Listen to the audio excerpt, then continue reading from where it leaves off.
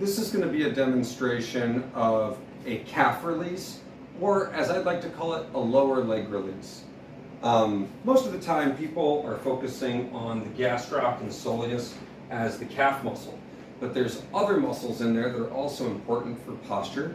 One of them is the posterior tibialis.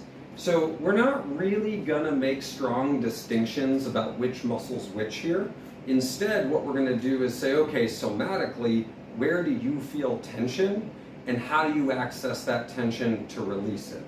I don't really think the anatomy is important in this particular situation. I think it's more important what you feel and how you're working on releasing it. So in the beginning, you can do a double calf roll where you simply lay the meaty part of your calf onto your foam roller. You can work through your knees like this, or you can pick your body up and work through your legs like so. This is up and down.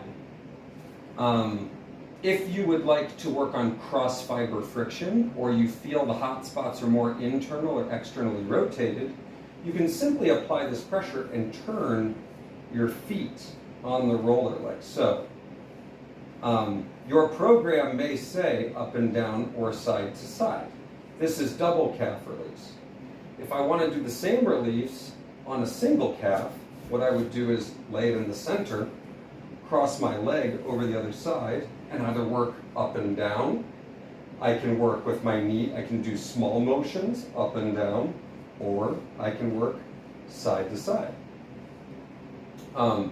Both are correct, and your program may make distinctions between the two. If it doesn't, you get to pick what you want to do. But make sure that you're spending equal time on both calves, and that it's the amount of time that's allotted in your program.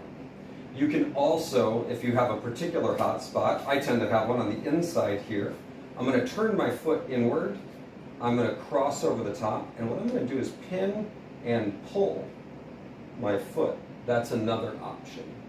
All of these are appropriate, and it's about the somatic awareness of where do I feel the tension and how do I best access it to release it.